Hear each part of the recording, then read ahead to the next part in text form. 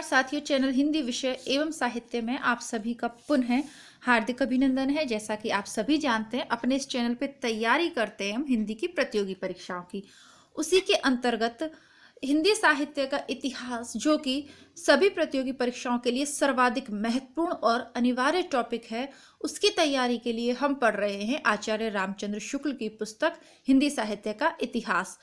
इस पुस्तक में से सर्वाधिक प्रश्न पूछे जाते हैं, अथवा साहित्य के जितने भी प्रश्न पूछे जाते हैं, मैं ये कहूंगी कि इस पुस्तक में से पूछे जाते हैं।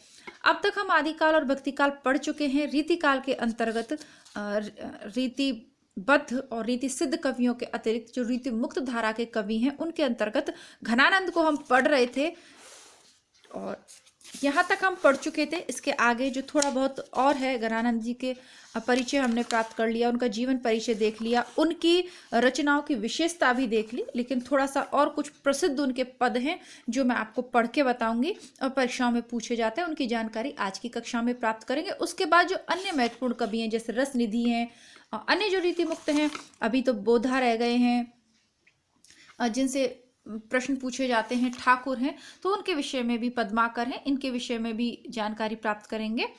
आइए शुरू करते हैं। कक्षा को शुरू करने से पहले मैं ये कहना चाहूंगी कि जो विद्यार्थी पहली बार मेरा ये वीडियो देख रहे हैं, वो चैनल पे उपलब्ध प्लेलिस्ट अवश्य चेक करें। आपकी जो भी प्रतियोगी परीक्षा आप दे रहे हैं, उसके हिसाब से जो आपका सिलेबस है, प्लेलिस्ट चेक करिए। और शुक्ल की इस पुस्तक को पढ़ने से पहले टीजीटी पीजीटी के लिए हिंदी साहित्य का सरल इतिहास पुस्तक चैनल पे उपलब्ध है प्लेलिस्ट में, वो आप पढ़ लीजिए। उससे आपकी बहुत अच्छी तैयारी हो जाएगी और शुक्ल की पुस्तक को भी व्यापक रूप से समझने में आपको सहायता मिलेगी। घनानंद जी के विषय में हम जान चुके हैं कि उनकी प्रेयसी थी सुजान, और बाद में जब वो वैष्णव संप्रदाय, निम्बार्क संप्रदाय में दीक्षित होकर वृंदावन आ बसे थे, तब उन्होंने कृष्ण के लिए भी सुजान शब्द का प्रयोग किया है। सुजान का मतलब होता है चतुर। अब उनकी जो है, क्योंकि उनकी जो प्रेमिका थी, उसने कहते हैं ना कि घनानंद ने तो पूर्णतः प्रेम किया, लेकिन उसने उनका साथ नहीं दिया, उनका हृदय टूट गया। तो विरह से संबंधित बहुत सुंदर काव्य रचना घनानंद में देखने को मिलती है, जिसमें नायिका की बाहरी चेष्टाओं का वर्णन नहीं, बल्कि नायिका के मन में अंदर घटित होने वाली विरह की दशाओं का वर्णन घनानंद ने अपने काव्य में किया है। अब इनकी जो है बहुत सारे पद हम कल देख चुके हैं, आगे देखते हैं। इस प्रकार की सरल रचनाओं में कहीं कहीं नाद व्यंजना भी बड़ी अनूठी है। एक उदाहरण लीजिए। शुक्ल जी उदाहरण के माध्यम से नाद व्यंजना है ना, जो होता है ना स्वर, संगीत का भी उसमें एक आभास मिलता है, संगीत के भी दर्शन होते हैं, संगीत का भी आनंद मिलता है। ऐसा ही एक पद हमको यहाँ पे उपलब्ध करवा रहे हैं शुक्ल जी। एरे वीर पौन तेरे सबे और गौन वारी, तो सो और कौन मने डर को ही वानी द्वे, जगत के प्राण ओछे बड़े को समान घन, आनंद निधान सुख दान दुखियान दे, जान उजियारे गुण भारे अति मोह प्यारे, अब है अमोही बैठे पीटी पहचान दे, वीर हविथा की मूरी आंखन में राखो पूरी, धूरी तिन पायन की हाहा ने को आने दे। ऊपर के कवित्व के दूसरे चरण में आए हुए आनंद निधान सुखदान दुख यानी द्वे में मृदंग की ध्वनि का बड़ा ही सुंदर अनुकरण है। अब देखिए यहाँ पे शुक्ल जी को क्या है, संगीत का भी ज्ञान है ना, तो वो पहचान पा रहे। अब हमें तो मृदंग की धुनों के विषय में जानकारी प्राप्त नहीं है, मृदंग कैसे बजता है क्या देखा तक नहीं है, तो हम उस तरीके से नहीं गा सकते जिस तरीके से इसको गाना चाहिए। हाँ, पढ़ के आपको इसलिए सुना दिया ताकि परीक्षा में पंक्तियां आए तो आप इनको पहचान पाए। आगे शुक्ल जी कहते हैं कि उक्ति अर्थ गर्भत्व भी घनानंद का स्वतंत्र और स्वावलंबी होता है, बिहारी के समान साहित्य की रूढ़ियों जैसे नायिका भेद पर आश्रित नहीं रहता। अब आपसे प्रश्न पूछा जा सकता है कि किसके संबंध में शुक्ल जी ने कहा है कि उक्ति अर्थ गर्भत्व, उक्ति का जो गर्भत्व अर्थ है, यानी गर्भ होता है भीतरी जो अर्थ है, वो स्वतंत्र और स्वावलंबी होता है, बिहारी के समान रूढ़ियों पर आश्रित नहीं होता। जैसे कि एक और उदाहरण बताया था आपको पिछली वाली कक्षा से, घनानंद से पहले वाले उसमें, कि बहुत से कवियों ने ऐसी रचनाएं करी हैं कि यदि आप साहित्यिक रूढ़ियों से परिचित हो तभी उनका अर्थ आप स्पष्ट कर सकते हैं। जैसे प्रताप शाही की रचना थी, है ना, कौन परी है बान, है ना, नीर भरी गगरी ढरकावे, है ना, वह वाली जो पद मैंने आपको बताया था, तब वहां पे लिखा है शुक्ल ने कि साहित्यिक रूढ़ियों का अर्थ जाने बिना आप अर्थ नहीं लगा सकते। लेकिन घनानंद का अर्थ कहता है स्वतंत्र और स्वावलंबी, जो लिखा है उसी पर आधारित है, किसी रूढ़ि की आपको सहायता नहीं लेनी पड़ेगी उसका अर्थ ग्रहण करने के लिए। इसीलिए घनानंद के कवित्व समझ आने पर हम उसमें डूब जाते हैं और रस की प्राप्ति करते हैं। उक्तियों की सांगोपांग योजना या अन्विति इतनी निराली है, कुछ उदाहरण लीजिए। पूरन प्रेम को मंत्र महापन, जामधि सोदे सुधारे है लेख्यो, ताही के चारु चरित्र विचित्र, नियो पच के रछि राखे है वसेखो विसेख्यो। ऐसो ही ये हित पत्र पवित्र, जो आने कथा न कहूँ अब रेख्यो, सो घनानंद जाने अजाने, सो टूको कियो पट पर वाच न देखो। ठीक है। आनाकानी आरसिनी हाबेगो करब केलो, कहा मो चकित दसत्यो नद ठिडोली है, मोनु हुसो देखहूँ कितिक पन पाली हूँ, जो कुक भरी मुक्ता बुलाए आप बोली है। जाने घने आनंद यो मोहि तुम्हें पैज करी, जाने गोटे एक टेरी कौर धो मलोली है, रुई दिए रहोगे कहाँ लो बहराया की, कबहू तो मेरी ये पुकार कान खोली हो। कब तक रुई डाल के रहोगे कानों में, कभी तो मेरी पुकार पर कान खोलोगे। अंतर में बासी वे प्रवासी, कैसो अंतर है मेरी न सुनत दैया आपनियो न कहे। अंतर में रहने वाले बासी कैसे प्रवासी हैं, जो ना अपनी कहते हैं और मेरी नहीं सुनते। कहते हैं ना कि ये ना कि घट घट वासी है ईश्वर, तो सबके हृदय में निवास करते हैं। तो घनानंद जी कहते हैं कि कैसे हो जो ना अपनी बात कहते हो और ना मेरी सुनते हो। लोचना ने तारे हैं सुझाए सब, सूझी ना ही बूझी ना परत, ऐसी सोचे ने कहा दहो। हो तो जाने राय जाने जाहू न अजाने, या ते आनंद के घन छाया छाहे उघरे रहो। मूर्ति माया की हाहा सूरत देखिए नेखू, हमें खोए या विधि हो कौने धो लहा लहो। बहुत ही सुंदर पंक्तियां हैं। मूर्ति सिंगार की उजारी छब, आजी भाते दिठी लाले साके लोयन ले ले आजी हो। रस रति रस न सवाद पावड़े पुनित कारी पाए, चुम चुम के कपूलन जो मांझी हो।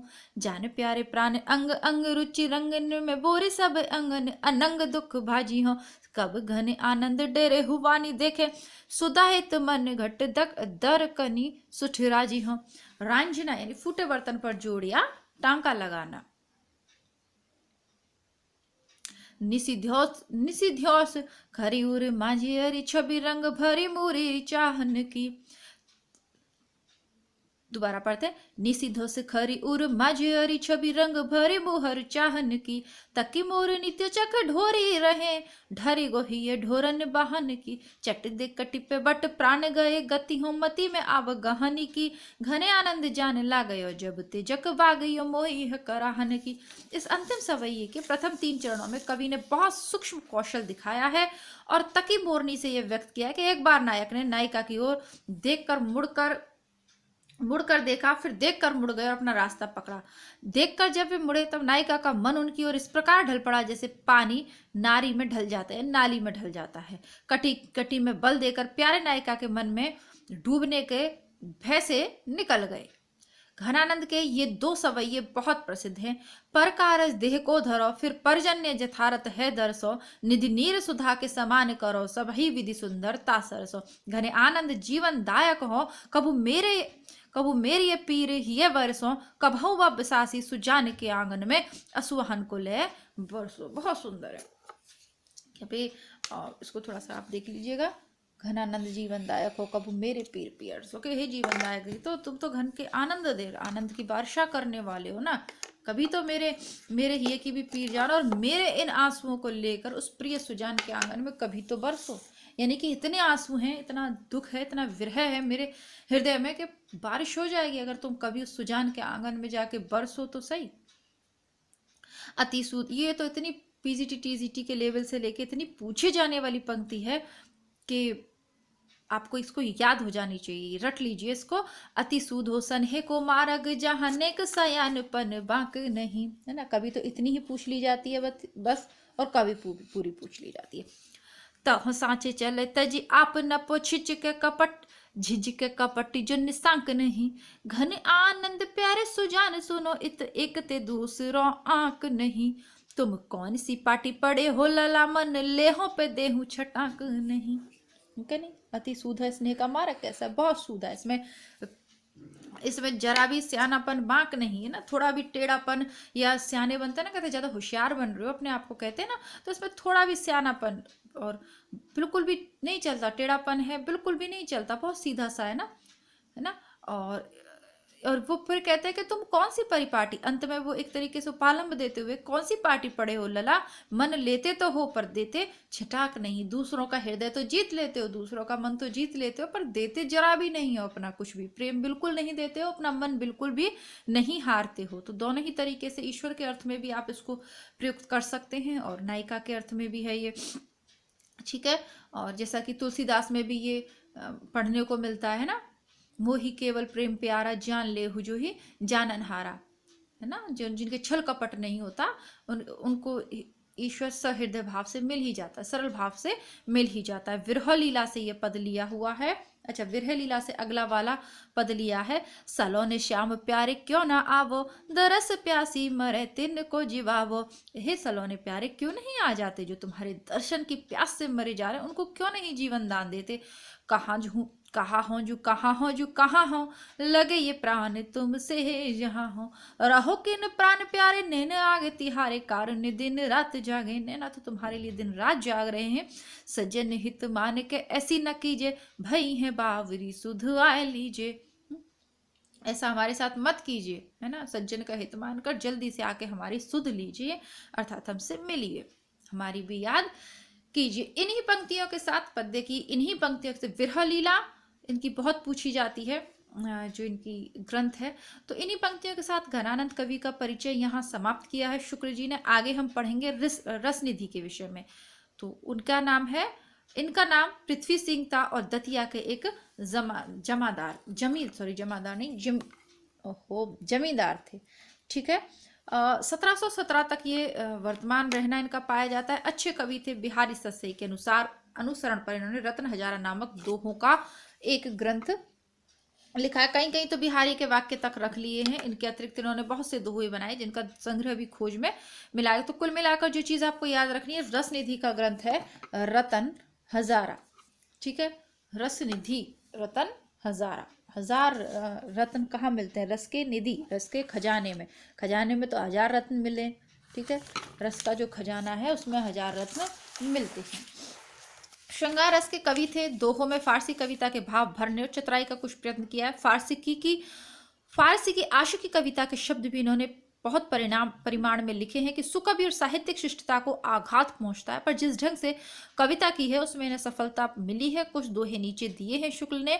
अद्भुत गति यह प्रेम की बैनन कही न जाए, दरस भूख लागे दृगन भूकई देत भगाए, लेहु न मजनू घोर ढिग को लेला नाम, दर दवंत को नेक तो लेन दियो विश्राम। कोई भी मजनू के पास लैला का नाम मत लियो, बेचारे उसको गरीब को थोड़ा तो विश्राम करने दो, भूख प्यास तो लग नहीं रही है।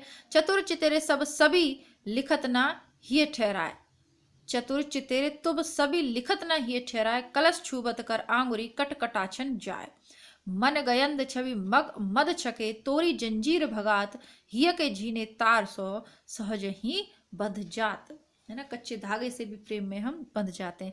अब कैसी है उस नायिका की चतुर चितेरे, ये शायद 2000 जो है ना 5 या 6 उधर के पेपर में ये आया था। इसमें सभी का क्या मतलब है ना, और तो ये उसमें पंक्ति यही वाली थी ऐसा मुझे याद है। बाकी तो सारे के सारे पुराने पेपर चैनल पे उपलब्ध हैं हिंदी साहित्य के, तो आप वो चेक करिए। किसी भी परीक्षा की आप तैयारी कर रहे हो, हिंदी के पुराने पेपर के लिए नेट के पेपर बहुत अच्छे हैं। ऐसा नहीं है कि नेट के लिए तो टीजीटी पीजीटी के लिए वो उपयोगी नहीं है। उसी प्रकार टीजीटी पीजीटी और असिस्टेंट प्रोफेसर भर्ती परीक्षा के लिए तो 100% आप उनको करके जाइएगा, बहुत ही यूजफुल आपके लिए वो रहेंगे।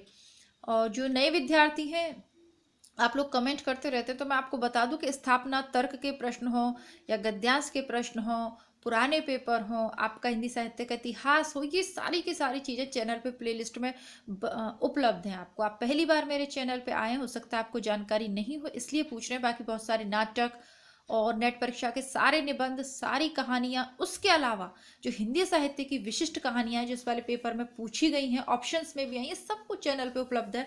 बस आपको प्लेलिस्ट चेक करनी है और अपनी तैयारी करते रहिए, ठीक है। कई बार है बीच में त्योहार आ जाते हैं, आना जाना होता है, शादी विवाह उत्सव, बहुत सारी प्रोग्राम हमें अटेंड करने पड़ते हैं, और कोई प्रोफेशनली तो ऐसा है नहीं कि, तो उसका उस वजह से कई बार वीडियो नहीं आ पाते रेगुलर, तो उसके लिए मैं क्षमा प्रार्थी हूँ आप लोगों से। लेकिन मैं ये कहना चाहूँगी कि इतना सब कुछ मैंने आपको करवा रखा है चैनल पे कि यदि 1-2 दिन वीडियो नहीं भी आए तो प्लेलिस्ट में से आप सारे करिए। टेस्ट पेपर हैं, प्रैक्टिस सेट्स हैं, तो वो लोग आप करते रहिए, वो आप लोग करते रहिए। चलिए आगे हैं महाराज विश्वनाथ सिंह, रीवा के बड़े ही विद्या रसिक और भक्त नरेश तब महाराज रघुराज सिंह के ये पिता थे।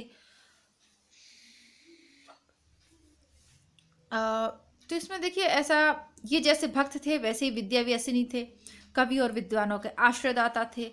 इनकी पुस्तकों के नाम दिए गए हैं: अष्टनाम, आनंद रघुनंदन नाटक, है ना, उत्तम काव्य प्रकाश, गीता शतिका, गीता रघुनंदन शतिका, रामायण, गीता रघुनंदन प्रमाणिक, सर्व संग्रह, कबीर बीजक, विनय पत्रिका की टीका, रामचंद्र की सवारी, भजन, पदार्थ, तो बहुत सारी, यानी कुल मिलाकर 32 रचनाएं इनकी मानी जाती हैं।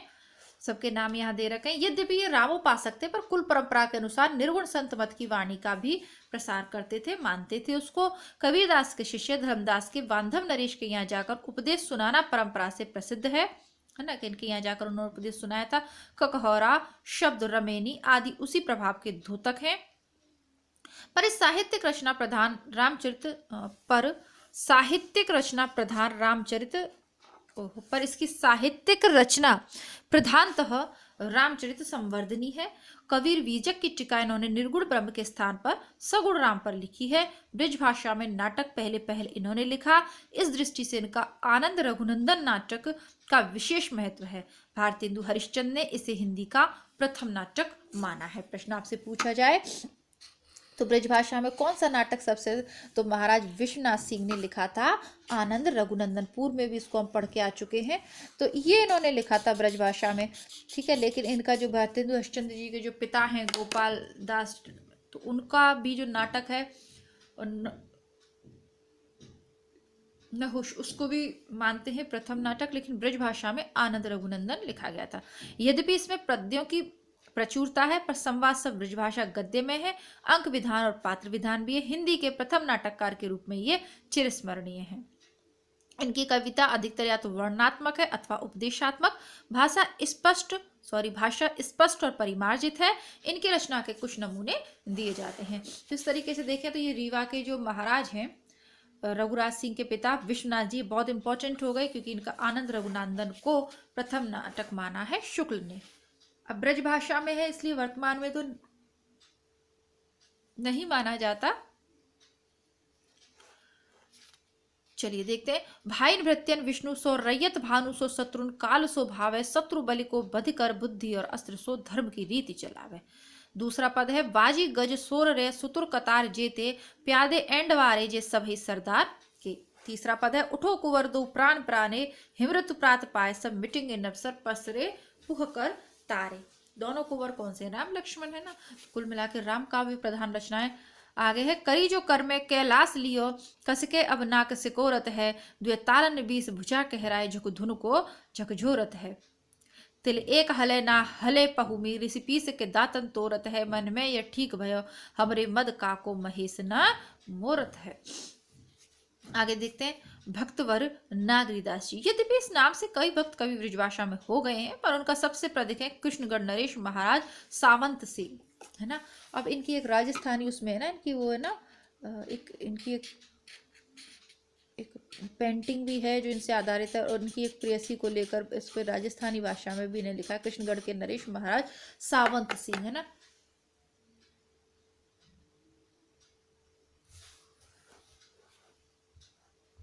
इनका जन्म पौष कृष्ण 12 संवत 1756 में हुआ। बाल्यावस्था से बड़े शूरवीर थे। 13 वर्ष की अवस्था में बूंदी के हाड़ा जैत सिंह को मारा था। 13 वर्ष की अवस्था में, सोच लीजिए कितने बहादुर थे।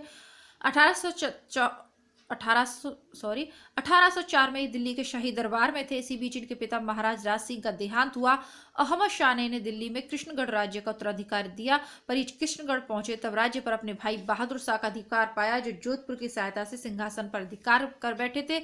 ये ब्रज की ओर लौट आए और मराठों की सहायता से लेकर इन्होंने अपने राज्य पर अधिकार किया। इस पर ग्रह कलेश से इन्हें कुछ ऐसी विरक्ति हो गई कि सब छोड़ छाड़ कर वृंदावन चले गए और वहां विरक्त भक्त के रूप में रहने लगे। अपनी उस समय की चित्तवृत्ति का उल्लेख इन्होंने इस प्रकार किया है। जहां कलह तन सुख नहीं, कलह सुखन को सूल, सब कलह एक राज में, राज कलह को मूल। और इसे तुलसीदास की पंक्ति अधिकतर लोग समझते हैं, इसको मुंह जवानी ये लोगों को याद है, इसको सुना होगा आसपास भी आपने, लेकिन इसको तुलसीदास की पंक्ति समझते हैं, जबकि यह है किसकी? नागरीदास की। कहा भयो नृप हूँ भय ढोवत जग बेगार, लेत न सुख हरि भक्त को, सकल सुखन को सार।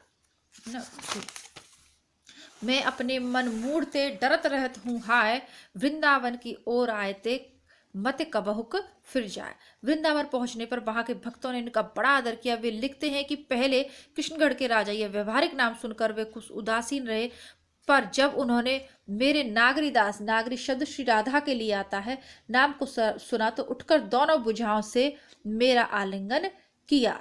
नागरीदास सुन के, है ना, तो नागरीदास कौन है? जब नाम सुना, पहले तो ये कृष्णगढ़ के राजा आ गए, कृष्णगढ़ के राजा तो कोई विशेष नहीं, लेकिन जब नागरीदास सुना, राधा का दास है ऐसा सुना, तो देखकर बहुत उन्होंने स्वागत किया इनका। सुन व्यवहारिक नाम ते ठाड़े दुई उदास, दौर मिले भर नैन सुने नाम नागरी दास। एक मिलत भुज भरे दौर दौर, एक टेरी बुलावत और ठोर। वृंदावन में उक्त समय वल्लभाचार्य की गद्दी की 5वीं पीढ़ी थी। वृंदावन से उन्हें इतना प्रेम था कि ये एक बार वृंदावन के उस पार जा पहुंचे। रात को जब यमुना के किनारे लौट कर आए तब वहां कोई बेड़ा ना था। वृंदावन का वियोग इतना असहाय हो गया कि ये यमुना में कूद कर और तैर कर वृंदावन आए। इस घटना का उल्लेख इन्होंने इस प्रकार किया है। देखो श्री वृंदा विपिन पार, विच बहुत ही महागंभीर धार, नहीं नाव नहीं कछु और दाव, हृदय कहा की जो उपाय। रहवार लगन की लगे लाज, गह पार ही पूर सकल काज, यह चित्त माही करिहे के विचार, पर कूद कूद जल मध्य धार, पर कूद कूद जल मध्य धार। वृंदावन में इनके साथ इनकी उपपत्नी बड़ी ठणी जी भी रहती थी, जो कविता भी करती थी। ये भक्त कवियों में बहुत ही प्रचुर कृति छोड़ गए हैं। इनका कविता काल 1780 से 1819 तक माना जाता है।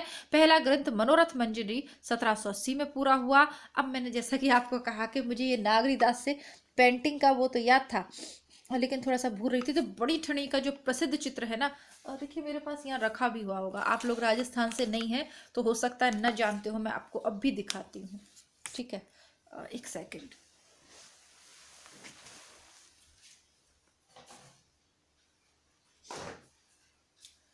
अब इसको देखिए, प्रॉपर तो नहीं कह सकते कि ये है या नहीं, लेकिन इस तरीके का जो चित्र होता है ना, आपने राजस्थानी पेंटिंग में बहुत देखा होगा। और वैसे जिसकी ना आंखें कान तक चली जाती हैं ऐसा कुछ करके, ये थोड़ा सा मैंने अपनी शादी वाली उस पर इसको लगा रखा है। तो ये जो बड़ी ठणी का चित्र है ना, मतलब ये था मेरे पास इस तरीके की सैंड पेंटिंग टाइप है ये कुछ, तो इसी में मैंने फिर अपना वाला फोटो भी लगा लिया था। आप लोगों ने कहा ना तो ये सामने ही रखा है, इसलिए याद आ गया। जैसा मैंने आपसे कहा था कि इन्होंने बहुत अच्छी पेंटिंग भी है। तो ये जो बड़ी ठणी थी, इनकी उपपत्नी थी, छोटी पत्नी थी, या ये कह लीजिए प्रेयसी थी, है ना। बाद में शादी कर ली होगी या साथ रखते होंगे, जो भी है। इन्होंने, तो ये बहुत प्रसिद्ध है, बनी ठणी की पेंटिंग राजस्थान में बहुत प्रसिद्ध है। बहुत से ब्यूटी पार्लर पर भी बनी ठणी ब्यूटी पार्लर के नाम से बोर्ड लगा रहता है। 1814 में आश्विन शुक्ल 10 को राज्य पर अपने पुत्र सरदार सिंह जी को प्रतिष्ठित करके घर बार छोड़ा। इससे स्पष्ट है कि विरक्त होने से बहुत पहले ये कृष्ण भक्ति और ब्रजलीला संबंधी बहुत कुछ पुस्तकें लिख चुके थे। कृष्णगढ़ में इनकी लिखी छोटी बड़ी कुल मिलाकर से 73 पुस्तकें संग्रहित हैं, जिनके नाम ये हैं: सिंगार सार, गोपी प्रेम प्रकाश, पद प्रसंग माला, ब्रिज बैकुंठ तुला, ब्रिज सार। तो ये देखिए, अभी सारी आप इसको प्लीज इसको है ना रोक के पढ़ लीजिएगा, है ना। अभी तो जुकाम वुकाम थोड़ा सा ऐसे ही चल रहा है इस बार, तबीयत कुछ करने ही नहीं दे रही। नेट परीक्षा से पहले, है ना, अक्टूबर से तबीयत खराब है और अब तक हिसाब बैठ नहीं पा रहा है। तो ये आप सब पढ़ लीजिएगा, इसको ऐसे रोक के। वीडियो को आप ये पढ़ना चाहें तो पुस्तकों के नाम पढ़ सकते हैं। बाकी बहुत कुछ ऐसा इस उपयोगी इसमें है नहीं कि मैं आपको पढ़ के सुनाऊं, आगे आपको बता देती हूँ, है ना। ये बनी ठनी किससे संबंधित है, कौन से कवि से संबंधित है, ये छोटी छोटी चीजें परीक्षाओं में पूछे जाने का, अभी विशेषतः नेट परीक्षा में पूछे जाने का प्रचलन है, इसलिए मैंने बता दी। इसके अतिरिक्त तो वैन विलास और गुप्त रस प्रकाश नामक 2 अप्राप्य पुस्तक भी है, जो शुक्ल के समय तक नहीं मिली थी। इस लंबी सूची को देखकर आश्चर्य करने से पहले पाठक को यह जान लेना चाहिए कि ये नाम भिन्न भिन्न प्रसंगों और विषयों के कुछ पद्यों में वर्णन मात्र हैं। इन्हें यदि एकत्रित करें तो 5 या 7 अच्छे आकार की पुस्तकों में आ जाएंगे। अतः ऊपर लिखे नामों को पुस्तकों के नाम न समझकर वर्णन के शीर्षक मात्र समझना चाहिए। ये भक्त थे और साहित्य रचना में नवीनता आदि से कोई प्रयोजन नहीं रखते थे, फिर भी इनकी शैली और भावों में बहुत कुछ नवीनता और विशिष्टता है। कई कई सुंदर भावों की अभिव्यक्ति हो गई है। भाषा सरस है, चलती है, विशिष्ट पदों की, कविता की भाषा में चलतापन नहीं है, कविता के नमूने नीचे हैं। वैराग्य सागर पुस्तक से इन्होंने लिया है। काहे को रे नाना मत सुने तू पुरातन के, ते हो कहो तेरी मूड गुड़ मति पंग के, वेद के विवादन को पावेगो न पार कहूँ, छाड़ दे हो आस सब दान नहन गंग के, और सिद्धि सोदे अब नागर न सिद्ध कछु, माने ले हो मेरी कही वारता सुढंग की, आए ब्रज भोरे कोरे मन को रंगाए ले रे, वृंदावन रैन रुचि गौर श्याम रंग की। काय के लिए वेदों के चक्कर में पड़ रहे हो, काय को तीर्थ यात्राओं में स्नान करने के उस चक्कर में पड़ रहे हो, आ जाओ वृंदावन और कृष्ण रंग में रच जाओ। उनकी बांसुरी दोनों ही रंग की है ना, श्याम रंग की बांसुरी है, जिसमें रखने के बाद व्यक्ति गोरा हो जाता, उजला हो जाता है ना, अनुभूत तो वही वाली है। और अंतर कटुल कठोर भरे अभिमाना सो, और ठीक है, इस प्रकार है। अगला पद है, जो मेरे तन होत दोए, मैं काहू ते कछु नहीं कहता, मोते कछु कहता नहीं कोई। जो अगर मेरे तो 2 तन होते तो ना मैं किसी से कुछ कहता, ना मुझसे कोई कुछ कहता। एक तो तन हरि विमुखन के संग रहतो, देश विदेश विविध भांति के जग सुख दुख सह, नहीं भक्ति लवलेश। एक जो तन सत्संग रहे रंग रहतो अति सुखपूर, मतलब कुल मिलाकर भावी है ना। आपने गाना सुना है मोरा पिक्चर का, अक्षय कुमार का गाना याद आ गया मुझे, ए काश कहीं ऐसा होता कि 2 दिल होते सीने में, है ना, एक अगर टूट भी जाता तकलीफ ना होती जीने में। वैसे ही नागरीदास जी कह रहे हैं कि अगर मेरे 2 तन होते ना बहुत अच्छा होता। एक तो दुनिया के सुख लेता, लोग ये नहीं कहते कि राजा होके विरक्त हो गया, यूं घूमता है भक्तों के साथ, ये सब मुझसे लोग नहीं कहते। तो ये सब चीजें हैं। और एक मेरा भक्ति करता, इस तरीके से 2 तन होते तो दोनों काम एक साथ हो जाते। चरण छिदत काटन ते समृत, ये मनोरथ मंजरी से, इश्क चमन से, सब मजहब सब इल्म अरु, सब ऐश के स्वाद, अरे इश्क के असर बिनु ये सब ही बर्बाद। आया इश्क लपेट में लागी चश्म चपेट, सोई आया खलक में और भरे सब पेट। भादों की कारी अंधियारी ने झुके बंद बाहर, मद भुहरी बरसावे, श्यामा जू अपनी ऊंची अटापे, छकी रस रति मल्हारी गावे। अब कौन गाता नहीं, सावन में मल्हार गाए जाती थी, हिंडोले गाए जाते थे, बट अब तो नाम भी नहीं जानेगी अब की पीढ़ी, तो कौन इनको परंपराओं को आगे ले जाएगा। हाँ, कुछ लोग गायिका हैं जो इस तरीके के समय समय पर इनसे परिचित करवाती हैं, पर अब ये सिर्फ एक स्टेज पे गाए जाने वाले प्रोग्राम है, इनको लोक जीवन से तो ये गायब होते जा रहे हैं। सब कुछ फोन ही सबकी जगह लेता रहता है ना, एक आभासी दुनिया जहाँ हजारों फेसबुक फ्रेंड्स, हजारों लाखों हैं फॉलोअर्स हैं, बट अगर हमें कोई तकलीफ है तो फिर कोई नहीं है, हम बिल्कुल अकेले हैं। आगे हैं जोधराज, इनके विषय में बहुत कुछ जानने को नहीं है। बालकृष्ण के पुत्र थे, राजा चंद्र चौहान के अनुरोध थे हमीर रासो नामक एक बड़ा प्रबंध काव्य संवत 1875 में लिखा, जिसमें रणथंबोर के प्रसिद्ध वीर महाराज हमीर देव के चरित्र वीर गाथा काल की 6वें पद्धति पर वर्णन किया गया है। हमीर देव सम्राट पृथ्वीराज के वंशज थे, दिल्ली के सुल्तान अलाउद्दीन खिलजी को कई बार परास्त किया था और अंत में अलाउद्दीन की चढ़ाई में ही वे मारे गए थे। इस दृष्टि से काव्य के नायक देश के प्रसिद्ध वीरों में है। हमीर रासो का नाम हम सभी जानते हैं, हमीर देव का नाम, ठीक है। तो ये इसका ये जोधराज ने हमीर रासो को लिखा है, बस इतना ही है। हमीर रासो की कविता बड़ी ओजस्वी ही विभक्ति ही प्राचीन रूप में प्रयोग किया है। घटनाओं का वर्णन ठीक ठाक संवत के अनुसार हुआ है। काव्य का स्वरूप देखने के लिए कवि ने कुछ घटनाओं की कल्पना भी की है। महिमा मंगोल का अपनी प्रेयसी वैश्या के साथ दिल्ली से भागकर हमीर देव की शरण में आना, अलाउद्दीन का दोनों को मांगना, यह कल्पना राजनीतिक उद्देश्य हटाकर प्रेम प्रसंग को युद्ध का वर्णन बताने के अनुसार कवियों की प्रथा के अनुसार लिखी गई है। जैसे कि पृथ्वीराज रासो में संयोगिता की घटना जोड़ दी है कि उसके लिए युद्ध हुआ था, ये हुआ था, वो हुआ था, तो बस यही है, ठीक है। महिमा मंगोल का प्रेयसी इसके साथ आना। अब प्राचीन वीर काल के अंतिम राजपूत वीर का चरित्र जिस रूप में जिस प्रकार से अंकित होना चाहिए था उसी प्रकार अंकित करने में जोधराज सफल हुए। इनके कुछ उदाहरण देख लेते हैं हम। कब हट करे अलावदी रणथंबर गढ़ी आए, कहे सेक सरने है ब्रह्मर बहुर महिमा सा। अच्छा, ये पंक्ति प्रसिद्ध भी हो जाती है। इन्होंने जो काव्य लिखे हैं बाद में लोगों को ये मिले, अब हमीर जी से तो कोई मिला नहीं था, प्रसिद्ध हो गया है। राजस्थानी साहित्य पढ़ते हैं ना जब राजस्थान का, आप सेकंड ग्रेड आरपीएससी की परीक्षाओं का तैयारी करते हो तो वहाँ राजस्थान जी के आप पढ़ेंगे तो उसमें भी ये प्रसंग मिल जाएगा कि वहाँ ये कहावत भी हमीर के विषय में प्रसिद्ध है कि त्रिया तेल और हमीर हटत तज चढ़े न दूजी बार, है ना। शादी आप जिंदगी में कई बार कर सकते हो लेकिन तेल आपको एक ही बार चढ़ाया जाता है। उसी प्रकार हमीर की जो जिद है वो दूसरी बार भी नहीं चिढ़ती है। तो अपनी जिद में मानने वाले थे और जब इनकी कोई शरण में आ गया तो शरणागत की रक्षा के लिए इन्होंने कई युद्ध किए हैं और उसमें एक ये प्रमुख है जिसके आधार पर हमीरासो की काव्य लिखा गया है। तो बस यही सारी चीज़ें हैं। कुछ चीज़ें ऐसी होती हैं जो राजस्थानी जीके के अंतर्गत पढ़ी थी तो वो याद है इसलिए आपको भी बता दिए। आप में से बहुत सारे लोग अभी RPSC first grade second grade देंगे। आरपीएससी असिस्टेंट प्रोफेसर भर्ती परीक्षा के फॉर्म निकले हुए हैं, वैकेंसी आई हुई है तो आप फॉर्म डालना चाहें तो डाल सकते हैं। अब कहाँ पवार जगदेव शीस आपन कर कट्टियो, कहाँ भोज विक्रम सुराव जिन पर दुख मिट्टियो। आगे है जीवन मरण संजोग जग कौन मिटावे ताही, जो जन्मे संसार में अमर रहे नहीं आही।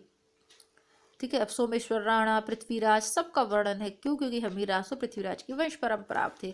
पुंडरीक सुत सुता तासु पद कमल मनाओ, विशद वर्ण कर वसन विशद भूषण ही धनो। फिर है बख्शी हर हंसराज, ये वास्तव में श्रीवास्तव कायस्थ थे। अब विजय सखी नामक एक इनका ग्रंथ है। बस इतना ही इनके बारे में जान लीजिए।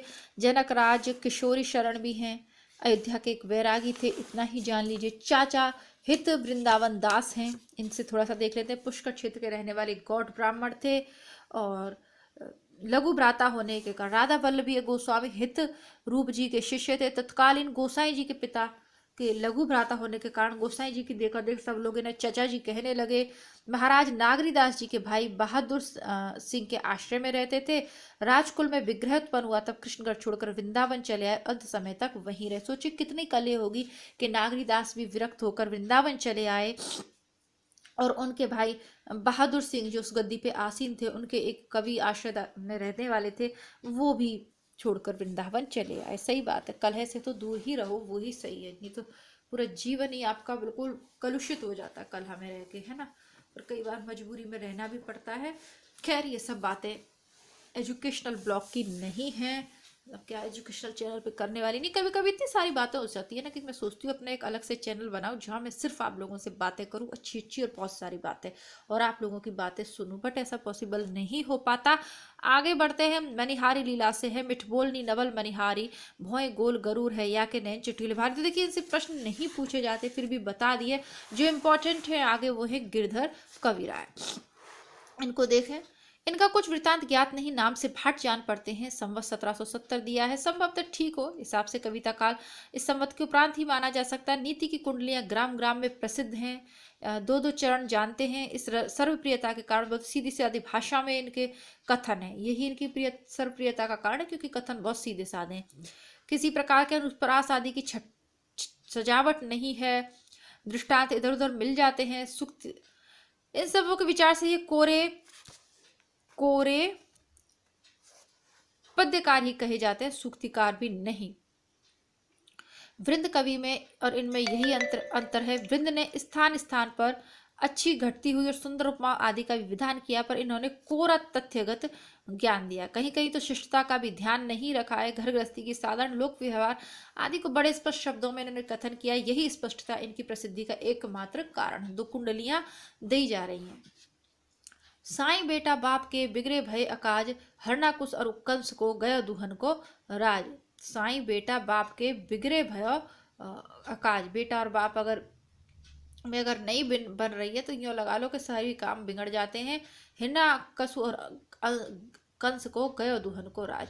गयो दुहन को राज बाप बेटा के बिगड़े, दुश्मन दावा गिर भय महिमा महिमंडल सिगरे। कह गिरधर करवा कविराय जुगन यही चाल आई, पिता पुत्र के वैर नफा कह कोने पाई। पिता पुत्र में वैर हो जाए तो लाभ किसका होता है, आगे की दे रहे हैं ये। और रही है लटपट काट दिन, बरु घामई में सोए, छा नबा की बैठिए जो तरुपत्र हो। ये बहुत ही प्रसिद्ध है। जो पतला पेड़ है ना, जब भरी धूप में रह लो, लेकिन जो पतला पेड़ है ना उसकी छाया में नहीं बैठना चाहिए।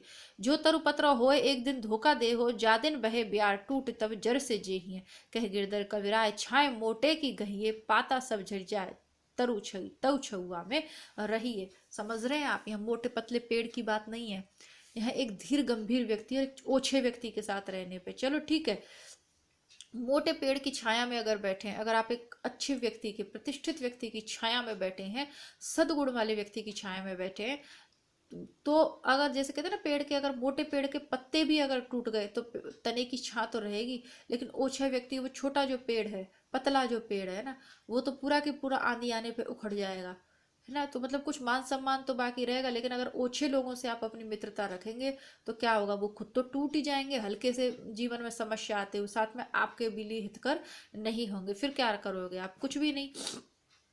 इसीलिए आपकी बेइज्जती और हो जाएगी, इसलिए नहीं रहना चाहिए। फिर है भगवत रसिक, इनके बारे में कुछ ऐसा है नहीं जो पढ़ के सुनाओ। श्री हटी जी हैं, कुछ में नहीं है। गुमान मिश्र हैं, गोपाल मणि के पुत्र थे, 3 भाई थे, खुमान गुमान। गुमान ने अपने, उसमें ऐसा देखिए कुछ है नहीं, कभी इनसे पूछा नहीं जाता है। बाकी यदि आपके पास ये पुस्तक है तो आप स्वयं भी पढ़ सकते हैं, नहीं है पढ़ना चाहते हैं तो वीडियो को थोड़ा सा रोक रोक के पढ़ लें। इस प्रकार मैं आपको ये दिखा देती हूँ पूरा पेज इन्हीं से, है ना। अब आगे देख लेते हैं। गुमान जी उत्तम श्रेणी के कवि थे, संदेह नहीं है। तो कुलपति मिश्र ने रस रहस्य में काव्य प्रकाश का जो अनुकरण किया है, उसमें भी जगह जगह पर इस प्रकार की अस्पष्टता यानी इनकी, तो ये इनका उदाहरण है। वैसे ये पूछे कभी गए नहीं है, इसलिए मैं आपको पढ़कर नहीं सुना रही हूँ। आगे सरजू राम पंडित हैं, इनको भी आप इसको रोक कर पढ़ना चाहें तो पढ़ लीजिए, बाकी ऐसा है नहीं। भगवंत राय खींची हैं, फतेहपुर के गुणग्राही राजा थे, जिनके दरबार में अच्छे अच्छे कवियों का सत्कार होता था। शिव सिंह सरोज में लिखा है कि इन्होंने 7 कांड रामायण बड़ी सुंदर कवित्वों में बनाई है। हनुमत 25 भी इनके है। विदित विशाल ढाल भालू कपि जाल की है, ओड सुरपाल की है, तेज के तुमार की है, जाही सुचपेट के गिराए गिरी गढ़ जा, सो कठिन कपाट तोरे लंगे न कुमार की। तो इस प्रकार भगवंत राय खींची, ये प्रसिद्ध वीर तो हुए हैं, पर इनके बारे में याद करें ऐसा कुछ नहीं है। अब बात करते हैं सूदन की, है ना। ये मथुरा जिले के रहने वाले माथुर चौबे थे। इनके पिता का नाम बसंत था। भरतपुर के महाराज बदन सिंह के पुत्र सुजान सिंह उपनाम सूरजमल के यहाँ यह रहते थे। अब इनका ये जो सुजान चरित्र है, अभी भी जस्ट आपकी ये जो 13 नवंबर 2020 को परीक्षा हुई है, इसमें ये सुजान चरित्र पूछा है। सुजान नाम आने से इसको घनानंद का, बहुत सारे लोग इसको घनानंद से सुमेलित करने वाले में आता तो घनानंद की समझ लेते, क्योंकि उनकी प्रेयसी का ये नाम है। लेकिन समझना चाहिए कि सूजन के जो आश्रयदाता हैं, सूरजमल जो हैं, जाट राजा हुए हैं भरतपुर के, उनका असली नाम सुजान था, तो उसके नाम पर जिन्होंने सुजान चरित्र लिखा है ना। भरतपुर में जाट राजाओं का कितना प्रभाव पड़ा था, यह इतिहास में प्रसिद्ध है। महल और खजानों को कई बार लूटा था। पानीपत की अंतिम लड़ाई के संबंध में इतिहास में धारणा है कि यदि पेशवा की सेना का संचालन भरतपुर के अनुभवी महाराज के कथनानुसार होता और ये रूट कर न चले आए होते तो मराठाओं की हार कभी ना होती। इतने से ही भरतपुर के आतंक और प्रभाव का अनुमान हो सकता है। अतः सूदन का एक सच्चा वीर और चरित्र नायक, अतः सूदन को एक सच्चा वीर और चरित्र नायक माना गया है, यानी सूरजमल जाट को। और आपने ये जो पानीपत वाली जो पिक्चर देखी होगी, जिसमें कौन था, कृति सेनन और अर्जुन कपूर, है ना। बाकी अर्जुन कपूर योद्धा वाली तो उनमें वो नहीं लगती छवि। जैसा कि मैंने कुछ कहा कि जो भी ऐतिहासिक पिक्चरें जब बनाते हैं तो ये जो कास्टिंग करते हैं, कास्टिंग डायरेक्टर होते हैं जो कास्ट डिसाइड करते हैं, जो देखते हैं कौन से हीरो को लेना, तो उनको ध्यान रखना चाहिए यार, है ना। अर्जुन कपूर में वो चपलता नहीं दिखाई देती, चंचलता होता है ना। एक युद्ध, ठीक है, बॉडी तो बहुत अच्छी बना ली है, लेकिन धीर गंभीर दिखाए गए। जबकि देखिए नायक जो होते हैं, जो युद्ध लड़ेगा ना, उसमें बहुत ज़्यादा फुर्तीलापन कह लीजिए उसे, वो चीज़ उनमें देख के नहीं मिलती। इसमें भी सूरजमल को दिखाया गया था, है ना। ये वाला प्रसंग जो इसमें 4 लाइनों में पढ़ के सुनाया, उस पिक्चर में दिखाया गया था। मैंने पहले भी कहा है कि ये छोटी छोटी चीज़ें हैं जो पिक्चरों में आती हैं, अगर इनको नीचे ये सन दें और थोड़ा सा स्पष्ट करके देख लिखें तो बहुत सारी इससे जानकारी भी प्राप्त हो सकती है लोगों को। पर इन लोगों का उद्देश्य सिर्फ मनोरंजन करना होता है, तो बस इसलिए नहीं हो पाता। आगे देखते हैं। अब बस उस पिक्चर के माध्यम से याद रखिए कि वो जो सुजान चरित्र है वो उसी सूरज, देखा था ना आपने, ऐसी बड़ी बड़ी मूछें थी भरतपुर के राजा सूरजमल की, इनका साथ देते हैं, है ना, लेकिन किसी बात पे चले जाते हैं रूठ कर। अगर नहीं जाते तो मराठा कभी भी नहीं हारते। हालांकि अतुलित बल का प्रदर्शन करते हैं, लेकिन बल सब कुछ नहीं होता। युद्ध जीतने के लिए कूटनीति, राजनीति बहुत सारी है, अर्थनीति, है ना, सब कुछ देखना पड़ता है।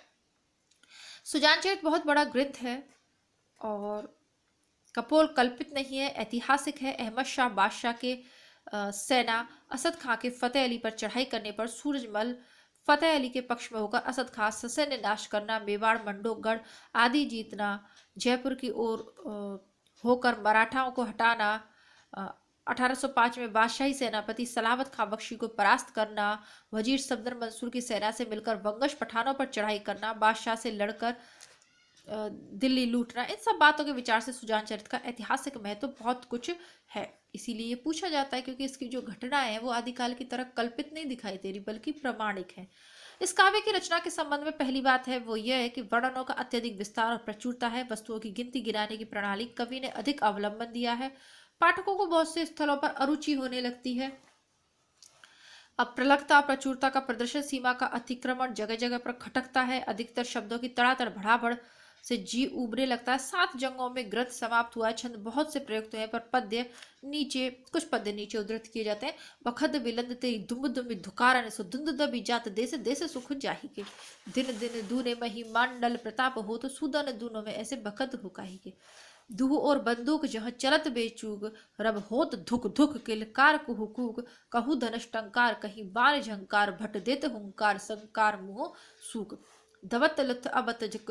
तो वीर रस से युक्त ये जो पंक्तियां हैं सूरजमल का इन्होंने वर्णन किया है। तो जितनी भी लड़ाइयां उन्होंने लड़ी है, बहादुर राजा हुए हैं,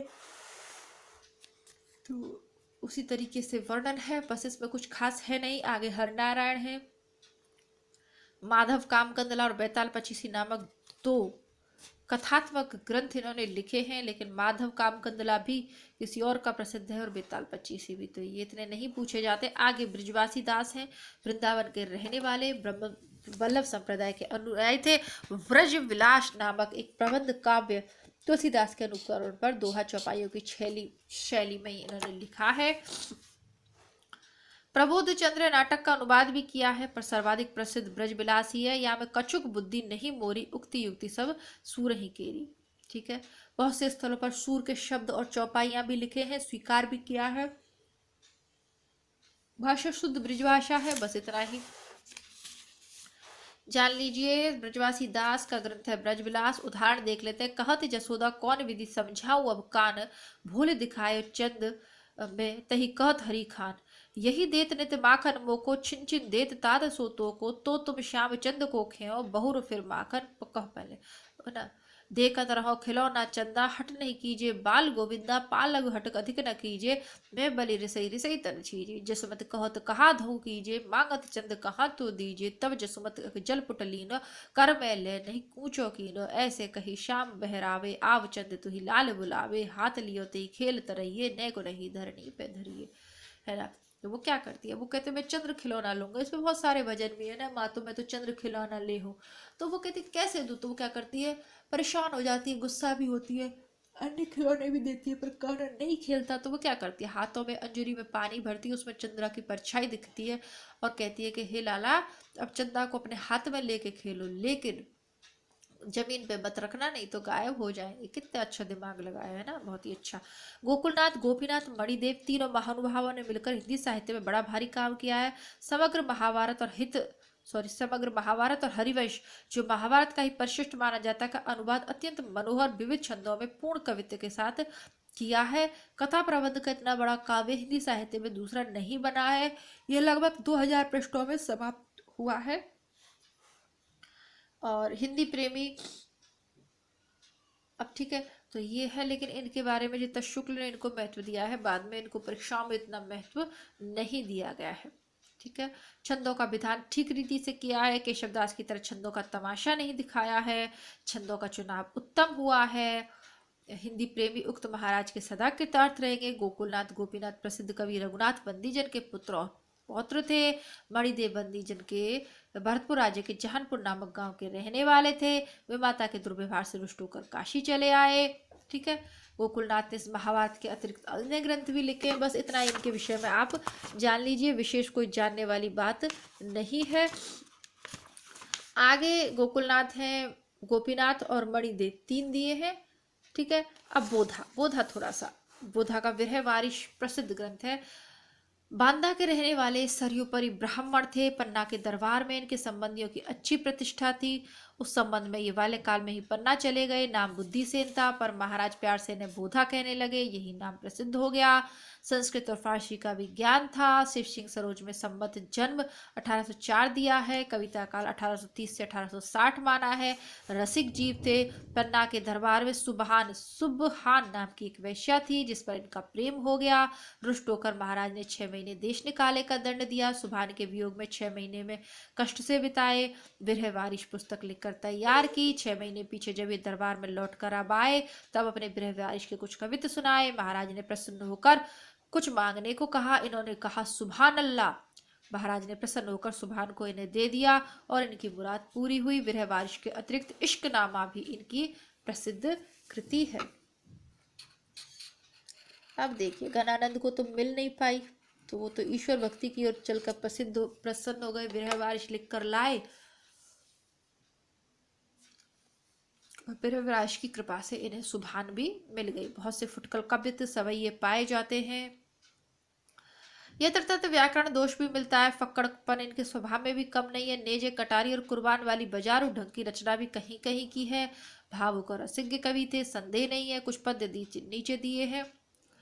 अति खीन बिरलान के तार होते नहीं, ऊपर पाव दे आवन है। सुई बेह के द्वारा सके ना, तहाँ पर तीती को टाढ़ो लदावन है। कवि बोधोवन घन ने जहुते, चढ़ी तापे ना चित डरावन। ये प्रेम को पंथ कराल महा, तरवार की धार पे धावन है। बोधा की ये पंक्तियां TGT, PGT, net, assistant professor, वृत्ति परीक्षा सहित सभी परीक्षाओं में पूछी जाती हैं। हाईलाइट कर लीजिए, नोट डाउन कर लीजिए। पुराने पेपरों में बहुत बार आपको मिलेंगी भी, है ना। एक सुभान के आनंद पे कुर्बान, जहाँ लगी रूप जहाँ को, कि ये सतकृत के पदवी लुटे लख के मुस्कुराहटता को। सुख जरा गुजरा न जहाँ कभी बोधा, जहाँ उजरा न तहाँ तो जान मिले तो जहान मिले, नहीं जान मिले तो जहान कहाँ को, है ना। तेरे बिना जिंदगी से कोई, कितने सारे गाने याद आते हैं ना कहीं। अरे कवि इन लोगों को पढ़ते हैं तभी तो ऐसे गाने लिख पाते हैं ना। वो कहते हैं जान मिले तो जहान मिले। यदि अपनी प्रेमिका मिले, यदि अपना प्रियतम मिले, तो सारी दुनिया मिल गई। और जब प्रियतम ही नहीं मिला तो जान का लेके क्या करोगे, जहान का लेके क्या करोगे, क्या करेंगे इस दुनिया का, है ना। तेरे बिना जिंदगी से कोई शिकवा तो नहीं, है ना, पर तेरे बिना जिंदगी भी तो नहीं। तो बस वही है। कबहू मिलोगे कबहू मिलोगे, वह धीरत ही में धरवे करे। उड़ते कड़ी आवे, गरते फिरी मन की मन है सिरवे करे। कभी बोधा न चांद सरही कबहू, नित ही हरवा को हिरवे करे। सहते ही बने कहते न बने, मन ही मन पीर पिरवे करे। क्या करिए ऐसी स्थिति में, जब सही भी नहीं जा रही, ना सहते बन रहा है ना कहते बन रहा है, मन ही मन पीर पिरवे करे। और मन के अंदर ही अंदर पीर पिरोती जा रही, घुसती जा रही है, पीर सालती जा रही है। तो क्या करे।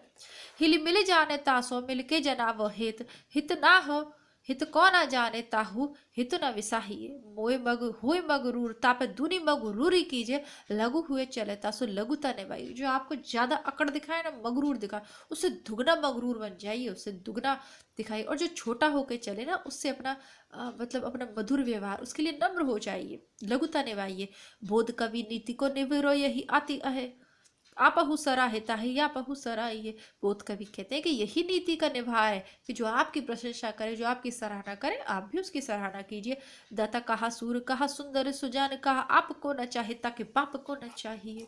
चाहे दाता हो, चाहे सूर हो, चाहे देवता हो, चाहे सुंदर सुजान हो, आपको ना चाहे उसके बाप को ना चाहिए। ठीक है। प्रसिद्ध पंक्तियां हैं, पूछी जा सकती है, बहुत है। इनका भी वर्णन मुझे काफी प्रसिद्ध है। बोधा को पढ़ने पे भी बहुत अच्छा लगता है ना। विशेषतः ये पंक्ति, दाता कहा सूर कहा सुंदर सुजान कहा, आपको न चाहे ताकि बाप को न चाहिए, है ना। फक्कड़पन है, सही है। जो आपसे मतलब नहीं रखता है, हमें बेइज्जती, सामने वाला दिव्य इज्जती पे बेइज्जती कर रहा है, दिव्य इज्जती पे बेइज्जती कर रहा है, ऐसे व्यक्ति से कटु शब्द कहने में कोई दिक्कत नहीं है ना। और जो या फिर उससे बोलना छोड़ दो, जो आपको नहीं चाहे उसको मत चाहो, बात खत्म, झंझट कटा लाइफ का, है ना। रामचंद्र, विशेष परिचय इनका कुछ मिलता नहीं है, तो परिचय नहीं मिलता तो छोड़ देते हैं। मंचित भी ब्राह्मण थे। अब ये तो बहुत सारे कवि हैं रीतिकाल के, है ना, पढ़ना चाहे तो पढ़ सकते हैं, बट पढ़ने से कोई फायदा है नहीं।